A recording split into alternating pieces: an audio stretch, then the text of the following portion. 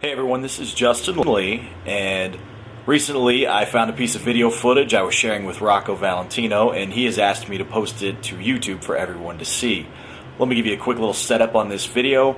It was the late 90s, I was in high school, and I was doing a high school project for my English teacher on what I wanted to be when I grew up. Well, I told her I wanted to be a professional wrestler, so I had to go find somebody who was in professional wrestling to interview. I called OPW and said, hey, this is what I'm needing.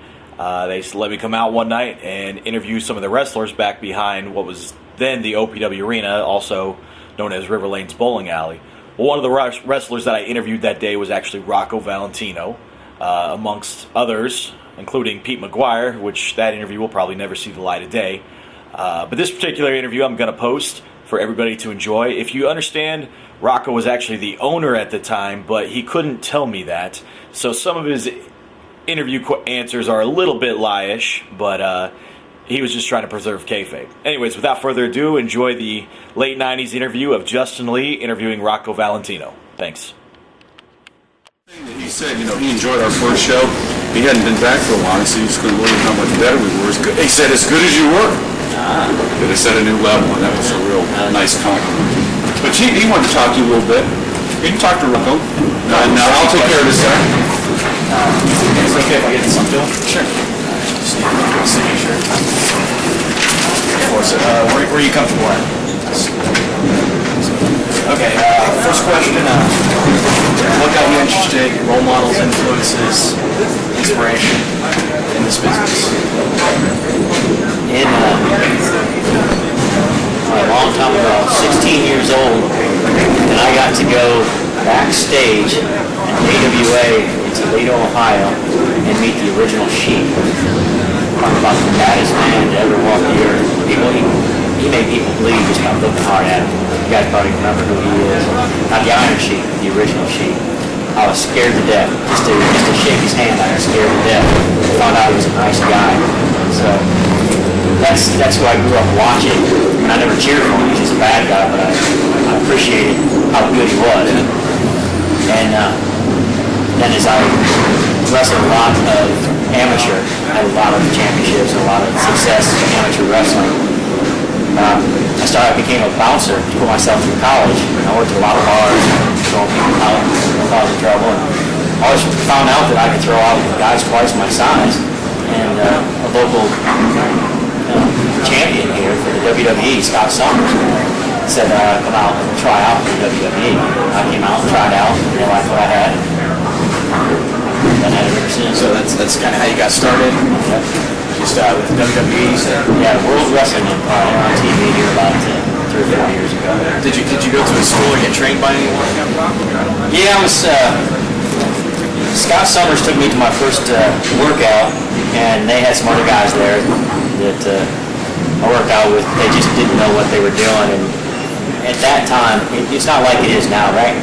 Back then, guys were real protective, and if they didn't know you, they'd just try to hurt you. But after 3 or 4 workouts, I was hurting them. So one of the veterans took me to the side. Actually, it's the Great Bolo. And he took me to the side and showed me the finer points of wrestling, and a few other guys along the way. I mean, I ran into, I got some pointers from people like Bill Ash, he used to wrestle in Mid-South, Harley Race, just a lot of names that helped polish my product. And what about OPW? How did that all start for you? OPW. Pete McGuire was the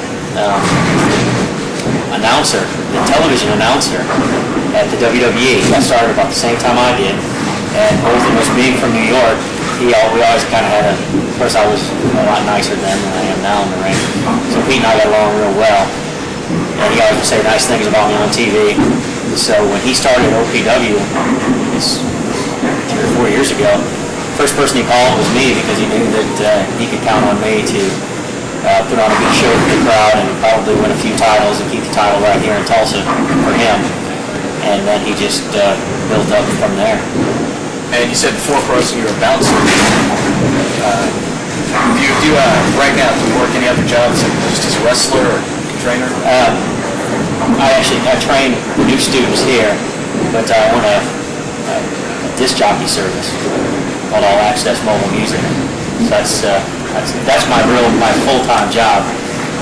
Actually, I just work on Saturdays here, and I have DJs that go out to high schools and wedding receptions, and occasionally I'll do some Friday night stuff. And it's entertainment. That's what I do now. So, do you have any future plans as far as pro wrestling goes? Well, Anything beyond this point? no, actually, I really love it at OPW because I've wrestled, when we wrestled in front of 3,500 people down at the pavilion, they all loved me. They hated me. They all booed me. And if anybody has ever been on the football field or in the amateur wrestling ranks or playing basketball, getting 3,500 people at once to do what you wanted to do isn't easy. So 3,500 people were there telling me I sucked. Well, when I knew I had done my job. So, you really can't do much better than that. And after the show, I was doing during my match, all the WWF stars came out to the aisle with people in Milton were watching my match to see what I was doing. So I had their attention. So if I could keep doing that right here to sold out crowds, in a little arena, eventually OPW will take that step up, then another step up, and then I'm going to be the guy that was the first guy here that took it up. Franchise. Well, that's Bull, actually. Bull's the franchise. That's what he calls himself. I was at the Pavilion show, and I had a friend with me who had never been to a pro wrestling event before. He watched very little on TV. He wasn't really a fan by any means. And he went to the show, and he was really just unimpressed with the WWF guys. So come out there, it's kind of a sloppy match, and he wasn't having a very good time until the Rocco match. And he's like, afterwards, he's like, man, that was the best match of the night, and I didn't even know who those guys were. I've never seen them before. So that's a big compliment. Can I say a swear word? Go for it. Yeah. Well, it's just, I was wrestling in Missouri for Harley Race's organization, and Dan Severn was on the card, and I went out and wrestled Tiger Stretch Phillips went to a 10-minute draw. Had a heck of a match, and I was real proud of it. I came to the back, and at that time, Dan Severn was the NWA World Champion. He wrestles every night of the week all across the country and in Japan. And he went out, he of course watched my match. He went out and wrestled, came back, and he looked right at me and he goes, shook his hand out and he goes, Rocco, he goes, after watching your match, he goes, what I just did was shit. So I thought, man, if I can do that right here based in Tulsa, Oklahoma, why do I want to go anywhere else and embarrass myself wrestling, like Danny Burrell, embarrassing himself. So, you've been in the wrestling business quite a while, 15 years? This is, my first professional match was 95, I think. 95 or 90, I don't know. It's either 4 or 5 years. I got my original program when I broke in. I got that at home, but I got so much going on now, I never get to go back and look at all the old Pro Wrestling Illustrated with all the names. Have you had any injuries? So, how severe?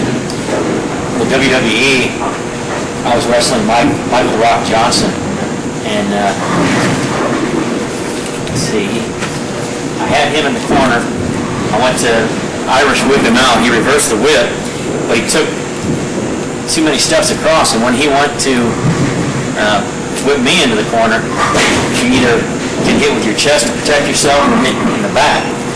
There wasn't enough room, and I ended up hitting on this side right here, which ended up bruising me all the way here. At that time, Howard Doc Buffwell was one of the wrestlers. He was a chiropractor here in town. And that Monday, I went to see him, and I had to crawl, literally, hold the handrail on the handicap ramp to get in there. And that kept me out of 3 weeks of TV. Took an x-ray, and the spine started like this, then it came over like this, then it came back down here to this way. Wow. And I was out. Have you seen that new move I do, the moose off the second row, the Rocco salt? That's new? Well, I used to do it seated off the ropes, but now, that's one. Yeah, now I do it where I run up, hit the second rope, and it gives a lot more oomph to it. I was working on that, and I didn't have my wrestling boots on, and I jammed both of my ankles. It took me about 4 or 5 days just to ice and aspirin just to come back from my match. Yeah, I've had, I don't know, you see where this elbow is kind of scarred right here? Yeah. It used to be about my butt moving around, my bone chips and spurs in it. Hey, where have you been? Been hanging out. So I had to go to the doctor, and I had to get this drained, and just all kinds of, it was like lack of some blood. And I took the bone spurs out, and that kept me out for a while. I did this in the last week. And I got another one right here. Going over yeah, going over the top. But, that's the fake part of wrestling, I guess. I just did, of course, other kinds of bumps, bruises, and see, this shoulder I separated. It's got a nice little bump on it that'll never go away. It has a second-degree separation. But I never broke anything. Well, I broke a bone in my foot, but I never went to the doctor because I didn't want to miss any TV time. But I guess it ended up healing. So, don't want to dwell too much on this, but quick comments about backyard wrestlers. Backyard wrestling. There's just so, you know, you can't even really make an analogy to it because when you, like, if you ask a professional baseball player about kids that play Sandlot, that's pretty cool because in Sandlot, they're imitating what they see, but they're following the rules, they're doing everything right. In backyard wrestling, I watched some of that. These guys, pro wrestling isn't something that you can imitate. You have to know how to do it. That's why we have a training school. No one can wrestle here that hasn't gone through our training school. And there's a reason for that. I used to be a bodybuilder also while I was bouncing. I'm just a pretty tough guy as far as I can take a lot of abuse. I mean, I lift weights and I stay in shape. I ride my bike every day. And I get hurt. So now these kids are out here trying to hit each other with light bulbs and chairs and barbed wire. And what does that prove? I get paid to do that, and I still don't do it. Have you ever seen me get hit with anything? You know why? Because I'm too pretty. And I'm not going to intentionally let somebody hit me in the head and scar me up. I mean, there's a reason I come out with good-looking women. You know? Why in the world am I going to hit somebody hit me with glass or a frying pan or a stop sign and just bleed? I mean, some of the guys, I mean, they get in that hardcore stuff and they do it. I'm not going to. I don't have to. I get paid whether I do it or not. You know, and these kids are doing it and they're just going to mess themselves up and not have anything to show for it. Yeah. You know, because they're 90% of them are never going to be what we are out here, and it's because they're doing garbage wrestling. Because if I see them, I'm just like, hey, go somewhere else. I have a college education. Actually, I actually have a pilot's license also. I mean, so I could actually be doing other things. It's just I waited until I got my college education. I got my pilot's license. Now I'm out here making money doing this. I'm not hurting myself in the backyard for no reason. I mean, I'm sure my mom and dad aren't going to be in the backyard going, "Oh, Rocco, that's so great! You got hit in the head." You know, who are you impressing? I'm impressing 300 people a night by jumping off the second rope doing my moonsault. All right, that's impressive. You know, eating worms in the backyard isn't impressive. Okay. These hardcore nights next Saturday, do you get involved in that? I've never been to one. I generally try not to. One time I had to, back when Ian St. James was part of the VIP crew.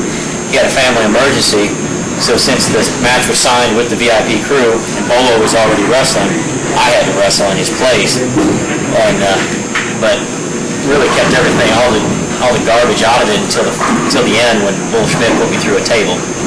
And that scraped me up. No, I ain't gonna lie.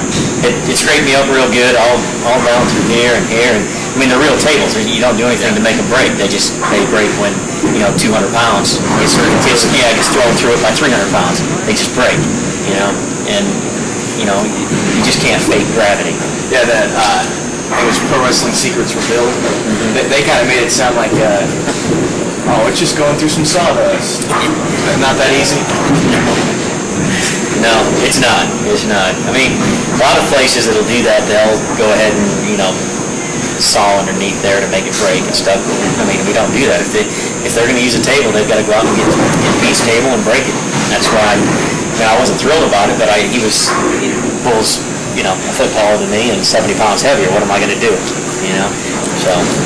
So Bull seems to be one of the more impressive of the guys you got here. The younger guys, where do you see him going? Do you see him going to the top? Oh yeah, it won't be long. Yeah, he's on a strict training regimen. He's lifting weights by company orders, and he's just out here every. Huh? How much is he up to? On what? 230. Oh no, he weighs like 270. 270? Yeah, he's 6'7". Hey, go stand next to him one time. I've only seen him from distance. Oh yeah, he's every bit of 6'7". Wow. Yeah, he's a big guy. It's because he kind of walks around like this. You know, you don't realize how big he is until you stand next to him. I look at him straight in the chest. So, I was talking to Pete about this, the stiff matches and taking it hard on the new guys or something like that. None of that goes on here. No, there's no reason to. We're all part of one big family here. Just you may not like all the guys the same amount, but still, you never know who you're going to wrestle. You know, and if you're a new kid and I've been treating you like crap for 6 months and I get in a match with you and you have a chance to take a cheap shot, you can hurt me. And I really don't want somebody to hurt me. Or I don't want to have to turn around and beat him up in front of his mom and dad. You know, so that's nobody wants to get hurt and they're embarrassed in front of their girlfriend or their mom and dad. So you gotta have trust and respect for all those guys. You know, like Big Daddy Moore, we don't get along, but you know, I'm not gonna go out and do anything out here. Get in the ring, we might mix it up, but you know. Yeah, you don't got heat with anybody. No, I know he's a nice guy. Just I may not agree with how he does things. He may not agree with how I do things, but it's wrestling. I mean, you don't like everybody in high school, do you? Well, they probably all don't like you either. So I mean, but you got to deal with it, you know. So, being the wrestler, I wasn't able to really ask Pete about this. Describe the locker room backstage, kind of. How's that actually like, especially at the Pavilion show? Probably, was that like the biggest OPW show so far? Oh yeah, yeah. Well, we were in Bristow in front of about 1,000 people one time. The locker room is a unique situation, and it's probably even a better locker room. I can only speak for the OPW locker rooms. I've been to a lot of organizations, and they all suck. They really do. I mean, I've been to very few that are good, and I've been to a lot in 5 different states. You know, travel around quite a bit. Anybody that's been around will tell you that OPW is a unique organization, just because everybody gets along. You know, and it's because if we don't get along, he fires us. I mean, it's simple like that. He's a great guy, but he doesn't tolerate, you know, if I walked out there and just started getting in Big Daddy's face, you know, he wouldn't hesitate to get rid of him, or Big Daddy. And, I mean, that's just the way it is, and that's why we all have to get along. And That's not the norm. oh no. In most offers, everybody wants to try to, hey, I'm the biggest, I'm the best. Hey, I'm Rocco Valentino. Those people at the pavilion were all cheering for me. You better get in the back and give me my 2 chairs up here in the locker room and bring me some water while you're at it. That's how it usually is. Yeah. But that doesn't matter because next month it might be Bull. Or next month it might be Big Daddy. Or next month it might be the Great Bolo that's on top like I'm on top now. So it's you see the same butts on the way up as on the way down. So I'm on my way up, so I'm going to be nice to these people. So when I come back down, they're going to be nice to me. This guy, I don't have this on my sheet, but I've been hearing a lot about this movie called Beyond the Mats. And it supposedly takes to the lives of all these wrestlers. It kind of takes more on the tragic side, showing guys like Jake Roberts and Garen Drozdov, guys who are Jake Roberts. Yeah, I remember Jake Roberts from TNN preaching, and then he's a crackhead. Yeah, he is. Is that what the life of pro wrestlers are going to be like? That's, you know, I'll give you a real good analogy. I'm sure, and I know you guys probably haven't, but I'm sure you've seen guys at parties that drink. And you see some idiot over here, he's an idiot before he drinks more, he's more of an idiot. You see a guy that's a nice guy, has a couple of beers, and he's just a nicer guy. That's pro wrestling. If you're a nice guy, a good guy, a decent person when you get in, all you're going to do is be a rich, famous, nice person. But the guys that are idiots that think, hey, I'm the big macho guy, I'm going to go kick his butt, I'm going to kick his butt, I'm going to show everybody. Well, all of a sudden, he's a rich, famous idiot. And it's the same thing. So, kind of in closing here, the business, the state of the business. Where do you see OPW 5 years? Where do you see wrestling in general in 5 years? Wrestling is a cyclical business. That means it runs in cycles. All you got to do is go back 20 years, and you'll see it where it goes all the way up. It'll peak, and then it peaks for a reason, like the steroid scandal of 90, 91. Then all of a sudden, whoa, it goes back down. But then pretty soon, people forget about that, and it starts to go back up for a reason. Right now, the reason is because it's lewd, horrible, nasty behavior, stuff that you'll never see on an OPW show. But it's like a peep show. Everybody has to look. You know, you're driving by a wreck. You know you're gonna see something gory, but okay, I looked anyway. And that's what's going on right now. And you can see they're starting to tame it back down because they know the officials are doing that. And there's a lot less swearing on, a lot less of the nudity and that kind of stuff. And so they may hold their peak a little bit longer now, but OPW, our unique thing is we only do hardcore. We've been in business 4 years. We've only done hardcore 4 times. You know, we're not allowed to swear. Occasionally Bull lets one slip. He gets wild. Yeah, when this is rolling that, I noticed, the first night I was here, I noticed that the guys were watching their mouths. No swearing. You're not allowed to swear. If you do, then it's time to drop down and do 50 push-ups. Do it again, then it costs you money. That's just the way it is. Because You know, the trainings? yeah, you don't swear. That's cool. Yeah, but there's no sense in it because what we're here to do, in general, is entertaining the 300 people that come in here. See, it's real easy for me to say just say a bad word. And probably, he's a tough guy. Yeah. But now if I can do that same thing and never say that swear word, and that means I'm intelligent, Yeah. and I did the same thing because they're used to Got yourself everybody. over with that. Exactly. I don't cheap shot. You've never heard me swear. You've never even heard me say butt. I always say rear end or behind. And I suck more than everybody. You hear everybody chants Rocco sucks. And I've never said a swear word. And I never do any of that cheap. It's called cheap. I never do anything cheap. So I don't mean to.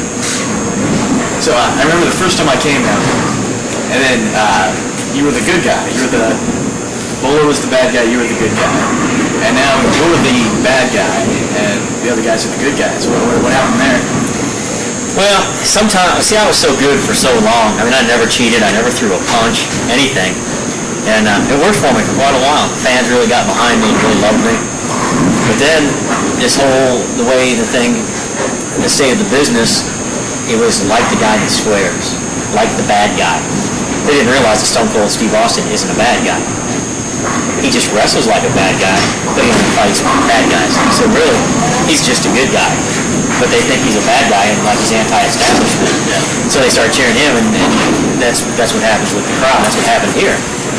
They didn't like what I was doing anymore. They thought that I was too good. So a couple of times I heard a couple of fans yell, "Rocco sucks." I'm out there winning, holding a belt. And they're saying, "Rocco sucks." And I finally had enough of it, and I just said, "Okay, let's just see how bad Rocco can suck." I remember the first night I was out here, I was cheering for the bad guys too. I thought to myself, man, as you were walking by, my friend was like, he was gonna like shake your hand and he pulls it back. And I was like, man, you don't want to actually make these guys mad at you, dude. No, Bruce, most of the guys at the top can really hurt people. Yeah. They just don't. I mean, you would never want to see these guys in a fight. I mean, most of those guys in there, like Big Daddy Moore is a 4-time All-American at the college level. I mean, he's a legitimate tough guy. Chief Redding with a great bolo. Renegade. I mean, those guys are just bad men. They just don't act like it. I would never think about, and I'm tough, and I wouldn't think about fighting those guys. Yeah. I mean, there's just, I mean, that's what amazed me when I decided to be bad. There's still some people that cheered for me, and I was like, what's wrong with you? Did your parents raise you wrong? You shouldn't cheer for me. I just called you an idiot, a loser, a no job, having no teeth, and you're gonna cheer for me? What's wrong in your life that you gotta cheer for me for calling you those bad names? So trust me, the bad guys don't like it when people cheer for them. They don't. Because, like Jimmy Kane, there's a few guys that still stand up after Jimmy Kane has almost killed people in the ring, bloodied them up. The new fork thing he's doing. And that's his whole intention is to come out and make people bleed. People are cheering for him. And I just stand there and watch the tape and I'll go, how could you identify with that character? I mean, people go to jail. If he wasn't in that ring, he would go to jail for what he just did.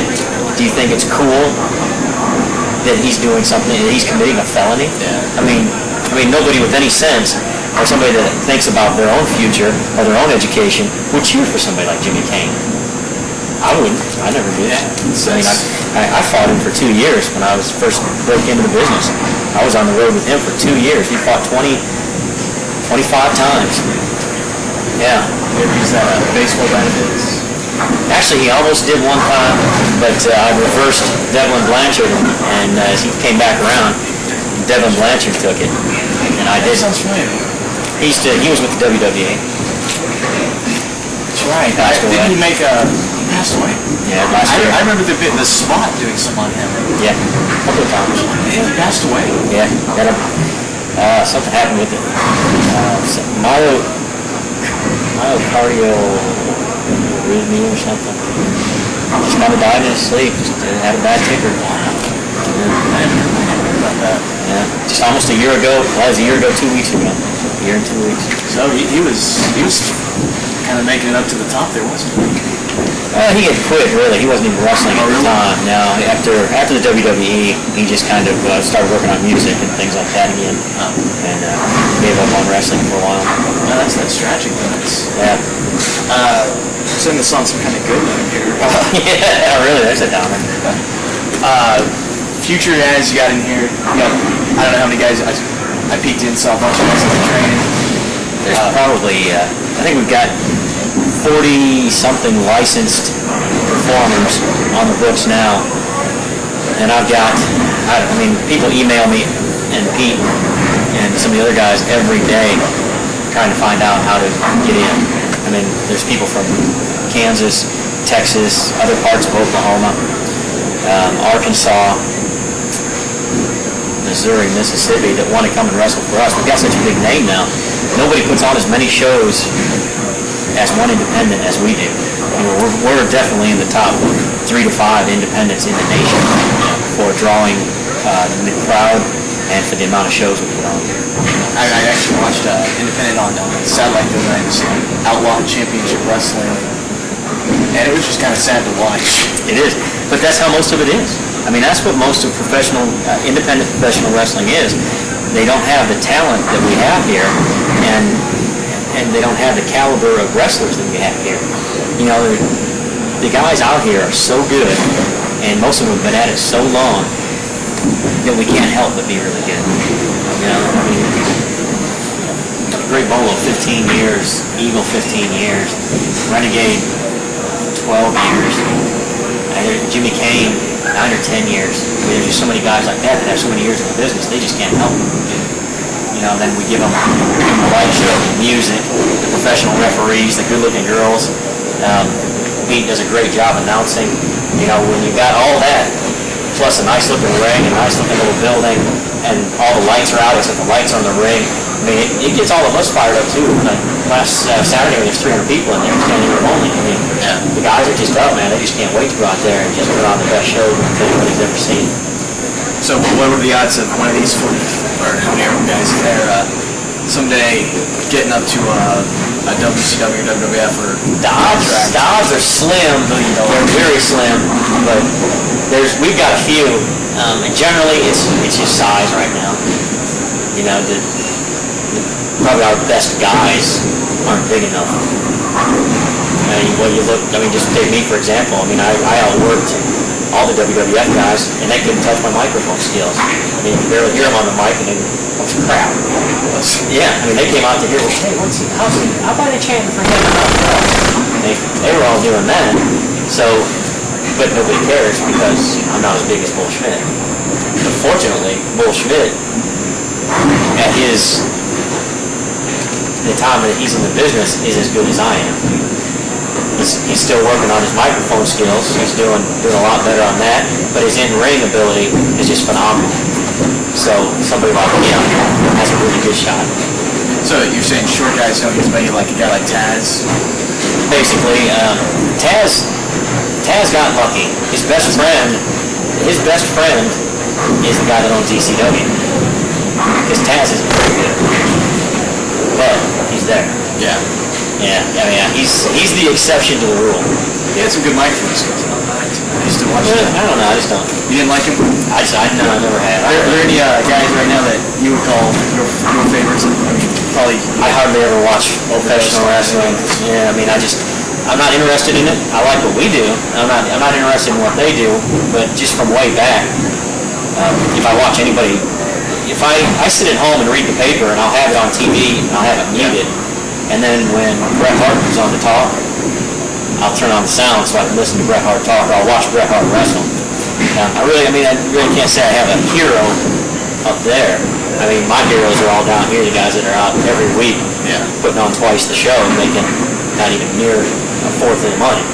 But those are my heroes. But I really enjoy Bret Hart. Gets out and tries not to use many swear words, and he still, as old as he is, still gets out there and puts on a better show than most of the guys half his age. So I can appreciate that. But otherwise, I don't care for that much. I don't know. Thanks, Stan. My pleasure. You got any